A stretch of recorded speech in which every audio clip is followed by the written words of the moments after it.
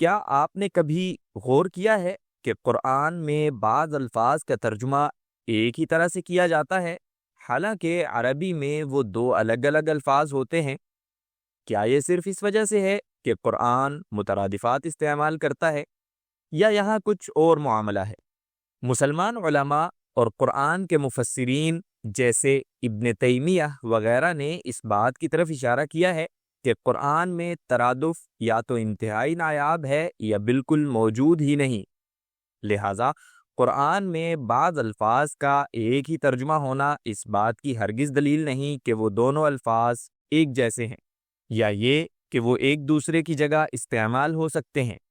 وہ ایک دوسرے کے قریب المعنی ہو سکتے ہیں مگر کبھی بھی بالکل ایک جیسے نہیں ہوتے، بلکہ حقیقت یہ ہے کہ قرآن کا ہر ایک لفظ کسی دوسرے لفظ سے، حتیٰ کہ قرآن ہی کے کسی اور لفظ سے بھی بدلا نہیں جا سکتا۔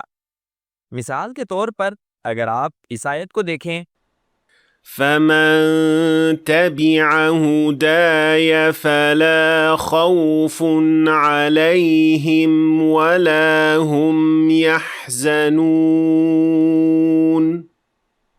تو ہمیں نظر آتا ہے کہ اس لفظ خوف کا ترجمہ خوف یا ڈر کیا جاتا ہے۔ اب اس دوسری آیت کو دیکھیے، إِنَّ الَّذِينَ هُمْ مِنْ خَشْيَةِ رَبِّهِمْ مُشْفِقُونَ۔ تو یہاں آپ دیکھتے ہیں کہ لفظ خشیہ کا ترجمہ بھی خوف یا ڈر ہی کیا جاتا ہے۔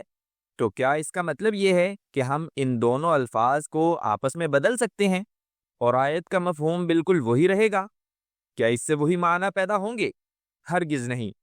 اگرچہ ترجمے کے اعتبار سے یہ دونوں الفاظ اردو میں ایک ہی جیسے دکھائی دیتے ہیں، لیکن حقیقت یہ ہے کہ ترجمے میں بہت سا مفہوم اور باریکی ضائع ہو جاتی ہے، کیونکہ عربی زبان میں ان الفاظ کے اندر معنی کے کئی پہلو، اشارے اور لطیف فرق موجود ہوتے ہیں جو انہیں ایک دوسرے کی جگہ استعمال کرنے سے روکتے ہیں، نہ صرف ان آیات میں بلکہ کسی بھی اور مقام پر۔ اور یہی بات اس معاملے کو مزید ناممکن بنا دیتی ہے کہ اردو یا کسی اور زبان میں ایسا ترجمہ کیا جائے جو 100% ان اصل معنی کی عکاسی کر سکے۔ تو پھر حل کیا ہے؟ اس کا جواب یہ ہے کہ ہم ایک نئی سیریز پیش کر رہے ہیں۔ یہ سیریز اللہ تعالیٰ کے کلام کے بلاغی پہلوؤں کی وضاحت کے لیے مخصوص ہوگی، اور ایسے ہی الفاظ کے باہمی فرق کو واضح کرے گی جو قرآن کی بے مثال خوبصورتی اور دقت معنی کو نمایاں کرتے ہیں۔ اس سے آپ اللہ تعالیٰ کے کلام کے گہرے مفاہیم اور باریک معنوی اشاروں کو بہتر طور پر سمجھ سکیں گے، چاہے آپ نے ابھی تک عربی میں مہارت حاصل نہ کی ہو۔ اس سیریز کا مقصد یہ ہے کہ آپ کے دل میں قرآن کی قدر اور عظمت مزید بڑھ جائے، اور آپ یہ سمجھیں کہ قرآن کا ہر ایک لفظ اپنی ذات میں منفرد ہے اور کسی اور لفظ سے بدلا نہیں جا سکتا۔ تو پھر خشیہ اور خوف کے درمیان کیا فرق ہے؟ اور ایسے ہی بہت سے دوسرے سوالات کے جواب جاننے کے لیے جو یقیناً آپ کو حیران کر دیں گے، اس آنے والے رمضان میں اس سیریز کو ضرور فالو کریں انشاءاللہ۔ اور امید ہے کہ یہ سیریز آپ کو قرآن سے زیادہ مضبوط تعلق قائم کرنے کی ترغیب دے گی، اور قرآن کی خوبصورتی کو مزید گہرائی سے سمجھنے کے لیے قرآنی عربی سیکھنے کا شوق پیدا کرے گی۔ آخر میں یہ بات بھی اہم ہے کہ یہ خیالات اور توضیحات میری ذاتی آراء نہیں، کیونکہ میں قرآن کی تفسیر کرنے کا اہل نہیں ہوں، بلکہ یہ سب ان علماء کی کتب اور تفاسیر سے جمع کی گئی ہیں جو بلاغت اور عربی نحو میں مہارت رکھتے ہیں۔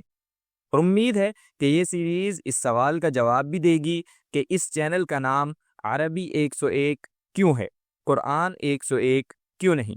دیکھنے کا شکریہ، اور اگر آپ قرآن سیکھنے کے سفر کا آغاز کرنا چاہتے ہیں تو یہیں سے شروع کریں، تاکہ آپ جان سکیں کہ آپ کے لیے کون سا راستہ زیادہ موزوں ہے، یا پھر آپ ڈسکرپشن میں موجود لنکس سے بھی شروع کر سکتے ہیں۔ دیکھنے کا شکریہ، اور انشاءاللہ ملاقات ہوگی اگلی ویڈیو میں۔